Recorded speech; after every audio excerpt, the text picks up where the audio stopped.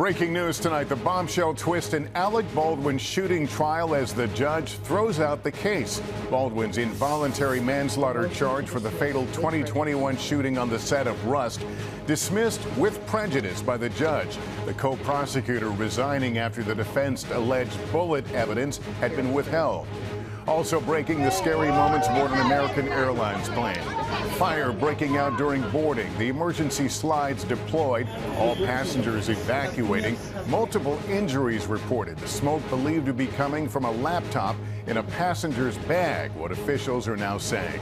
President Biden back on the campaign trail in battleground Michigan after his news conference, defending his ability to lead. But today, a new wave of Democrats calling on him to step aside.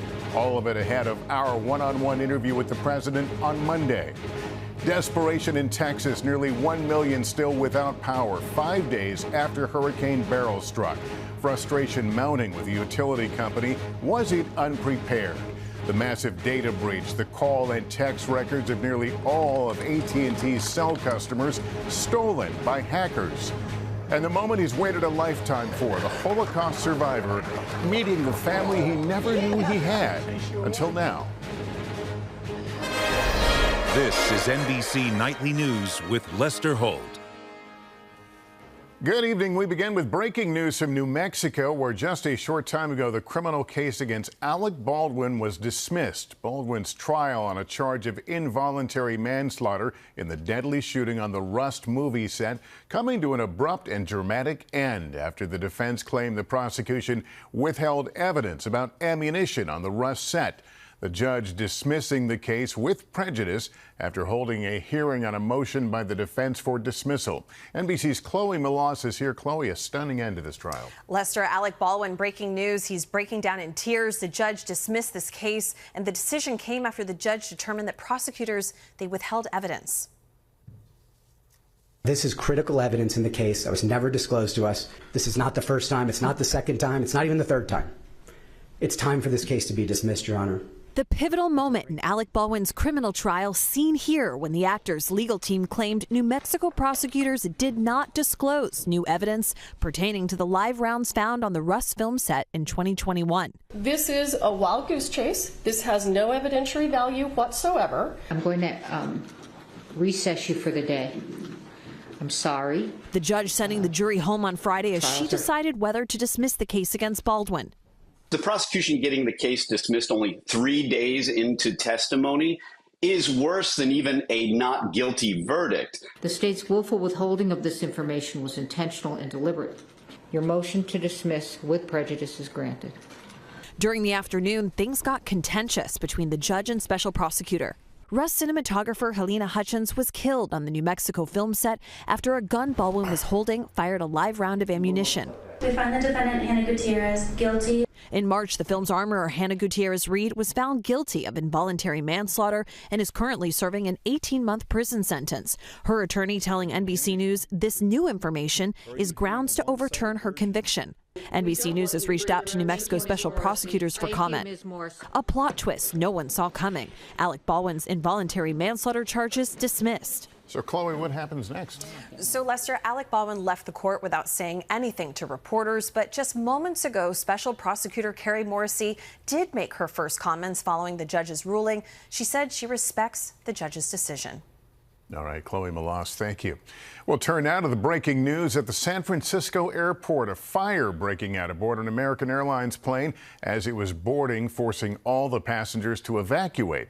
Liz Kreutz now with late details for us. Tonight, chaos on the tarmac at San Francisco International Airport.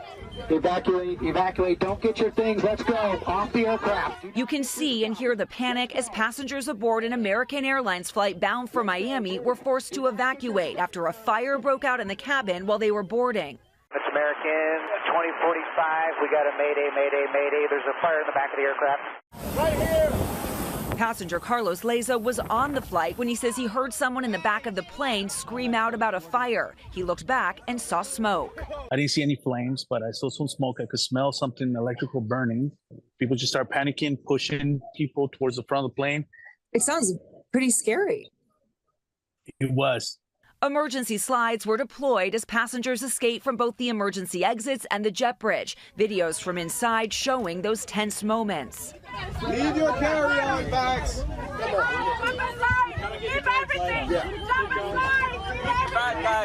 Airport officials say 3 passengers had minor injuries. According to American Airlines, the smoke came from a laptop in a passenger's bag, writing the bag was quickly removed by our crew members and all customers exited the aircraft. Look here and you can see first responders investigating a laptop on the tarmac. I'm just glad it happened when we were on ground. A terrifying close call that could have been much worse. And Liz, this is not the first time a laptop battery has caught fire on a plane, so what happens now? Yeah, Lester, that's right. Just last year, a cross-country flight to Newark was forced to make an emergency landing after a laptop battery caught fire mid-air. As for tonight's incident, the FAA is now investigating. Lester. All right, Liz Kreutz, thank you. To politics now. Nielsen reports some 25 million Americans tuned in to watch President Biden's high-stakes press conference last night. Tonight, the president is back on the campaign trail in Michigan. Gabe Gutierrez is there. Tonight, President Biden in battleground Michigan, trying to turn the page after defending his fitness for office. Hopefully, with a little bit of age comes a little bit of wisdom. I promise you, I'm okay. The swing state crucial for his re-election. A new poll out today, conducted before last night's press conference, suggests the race is unchanged since the debate. Cut the crap. Get behind this man like people are getting behind Trump. Okay? And bottom line. Still, the debate performance has some Democrats here rattled. Would you consider yourself a Biden supporter? I was a Biden supporter right up until the debate. Now I really would like to see an open convention. Deborah Lewis Langston said she'd now prefer to vote for Vice President Harris. Biden being 81 years old, through no fault of his own, things just don't work like they used to work. And I'm 71, and I can tell you, they just don't. Please, be seated. At that high-stakes press conference last night, the president drew praise for his command of foreign policy, but also criticism for this gaffe. Look, I wouldn't have picked Vice President Trump to be vice president, but I think she was not qualified to be president. So let's start there. After former President Trump quickly mocked his opponent, swapping Vice President Harris's name for his, President Biden shot back. By the way, yes, I know the difference. One's a prosecutor and the other's a felon. Today, 2 weeks after the New York Times editorial board urged President Biden to leave the race, it published another essay, this one calling former President Trump unfit to lead, writing Mr. Trump has shown a character unworthy of the responsibility of the presidency. He has demonstrated an utter lack of respect for the Constitution, the rule of law, and the American people. The former president meeting yesterday at Mar-a-Lago with Hungary's authoritarian Prime Minister Viktor Orban, just days after Orban met with Vladimir Putin. A contrast with President Biden, who at the same time was meeting with other world leaders at the NATO summit. For President Biden, Michigan is essentially must win. His campaign now acknowledges that winning the blue wall, Michigan, Wisconsin, and Pennsylvania is the clearest path to victory in November. We can't afford to lose much support here. Dave Gutierrez on the campaign trail tonight. Thanks. Today, Democrats on Capitol Hill sought reassurance from the president, but as Ryan Nobles reports, the mood in Congress remains very much unsettled. New York Congressman Hakeem Jeffries, the leader of the Democrats in the House of Representatives, today informing his colleagues that he met with President Biden following last night's press conference and, quote, directly express the full breadth of insight, heartfelt perspectives, and conclusions about the path forward. Jeffries did not say his caucus is all in on Biden as the party's nominee. Should we read into that? Well, I think it's self-evident right now with almost 20 members have come out saying, I think we need a different nominee, that the caucus is not united. Even more Democratic members have now called on Biden to end his campaign, despite his well-received press conference last night, including the ranking member on the powerful House Intelligence Committee, Jim Himes. I'm asking us to step away from the love and the loyalty and just say that the numbers suggest that we're going to lose. Defections from Biden growing, but as of yet, no mass exodus. Joe Biden is focused on the future of this country. And I always say the best predictor of future performance is past behavior. Congressman James Clyburn of South Carolina telling the Today Show's Craig Melvin that he still believes in Biden, but said if need be, Vice President Kamala Harris is up to the job. Absolutely. No question about that. She has acquitted herself well in the job as vice president. The current situation, a sort of purgatory for Democrats on the Hill. One members worry cannot fester for much longer. I don't want to be biting my nails every time President Biden gets on a stage. That's the dynamic at work. We need to be shifting the attention to the other guy.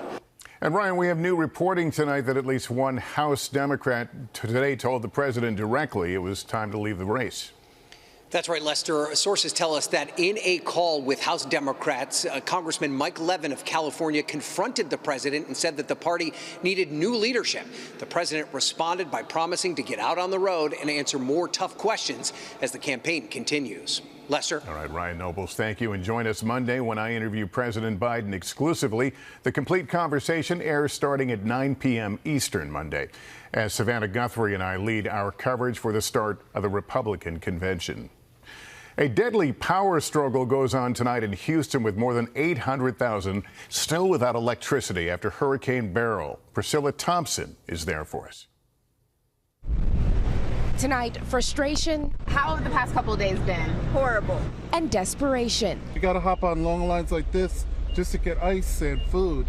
As more than 800,000 people swelter through a fifth day without power. Guy and Ruth say they've tossed $600 in spoiled food. I don't know what I'm gonna do. And I don't have much money left. The couple says they pawn their wedding rings to buy gas so they can drive between long lines at food distribution sites and cooling centers with their 3 grandchildren in tow. We gotta do what we gotta do to keep the kids, fed and cool. At least 4 people in Houston have died from heat due to power loss this week. Jonathan Sturgis believes it may have been a factor in his 93-year-old mother's death. Her assisted living facility was running on a backup generator for 4 days. By Thursday morning, I immediately noticed right away that the building was significantly hotter. As CenterPoint's efforts to restore power are hampered by more rain, questions abound about the company's readiness.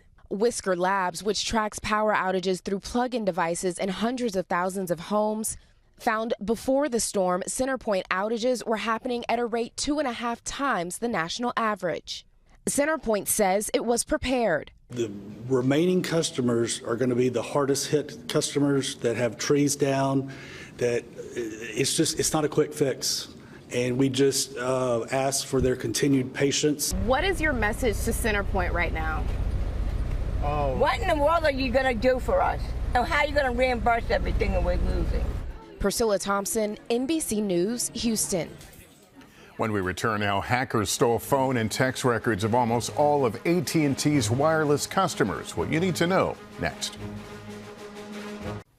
The FBI is investigating a major hack impacting nearly all of AT&T's wireless customers. While no personal data was compromised, experts say hackers could use what they stole to find out who was calling and texting whom.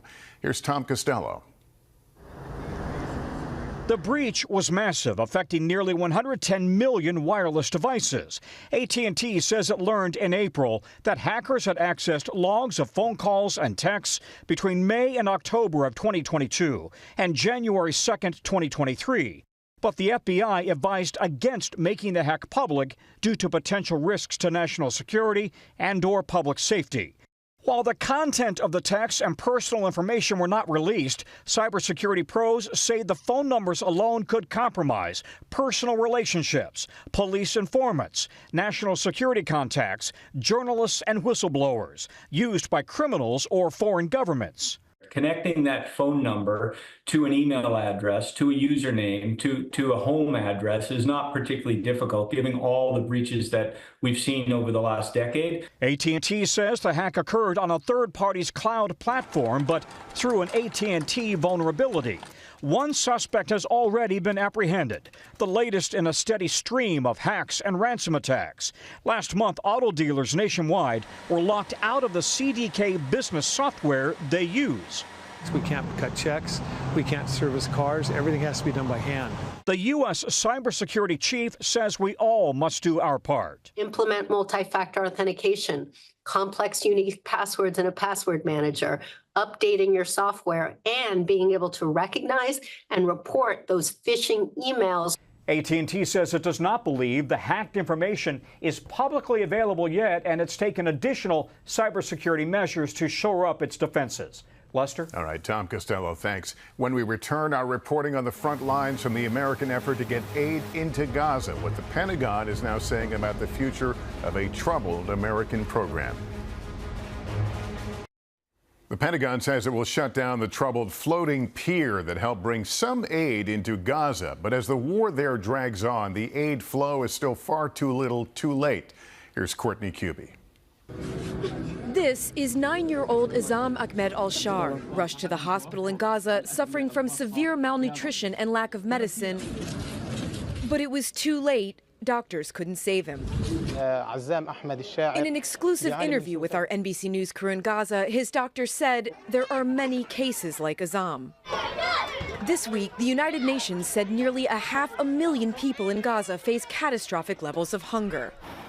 And now the Pentagon soon shutting down aid deliveries through the military pier system known as JLOTS after it's been repeatedly sidelined by weather. Last night, President Biden showed his frustration. I've been disappointed that some of the things that I've put forward have not succeeded as well, like the port reattached from Cyprus. I was hopeful that would be more successful.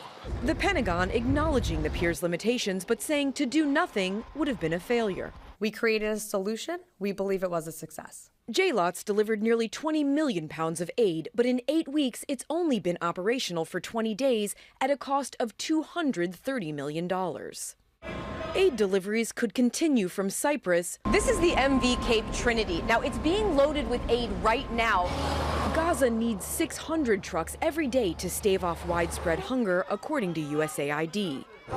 But it's the delivery that's still a challenge, with trucks being looted and Israeli military action nearby, leaving thousands of civilians still not getting the aid they so desperately need. The Pentagon hopes to anchor the pier in Gaza one more time before ending the mission, but high sea states may prevent that. Lester? All right, Courtney, thank you. We'll take a break here, and coming up, the remarkable meeting decades in the making. Next. Finally tonight, one man's story of survival and the remarkable journey that brought him to the family he never knew he had. Here's Sam Brock. At a crowded Charleston airport, Ann Medenhelman braces herself for the moment she's anticipated for months. How are you feeling right now? I'm trying to breathe. On the other side of a jet bridge, Shalom Kurai, fresh off a flight from Israel, is preparing for something he's waited for his entire life, finding family. When I see you, Shalom, I want to give you the biggest hug.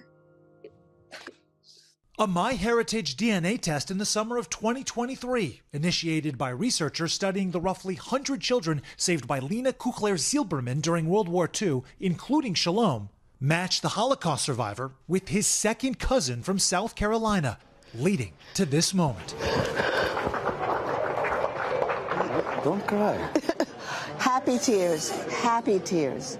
For 25 years, Anne has been trying to complete her family tree, thinking all her relatives on her father's side who remained in Europe during the Holocaust were killed. Until last year, when the DNA test revealed a connection to a name she didn't recognize. It was quite a shock, and we kept on looking, and I got a picture of him that came up, and it was seeing my brother. Shalom was saved from the Warsaw Ghetto in 1941, smuggled away in a potato sack at just 2 years old. His name changed to conceal his Jewish identity. He was hidden in multiple orphanages in Poland and moved to France after the war with the woman who rescued him, before ultimately finding refuge in Israel in 1949. Now, embraced by dozens of family members he never knew existed. How you doing, Shalom? This is Bradley. We came all the way from Montana so that they could experience this. Shalom says he never even knew the concept of family. This is something that I grew up with all my life. But as he accepts this Kiddush cup passed from generation to generation, it's for real. It's clear he can certainly see now the love that was waiting for him all along. I feel like I've given the children in Shalom a gift that was never expected to happen. It's something that hopefully that they will remember forever, that family is everything. Sam Brock, NBC News, Charleston, South Carolina. And that is Nightly News for this Friday. Thank you for watching. I'm Lester Holt. Please take care of yourself and each other. Good night.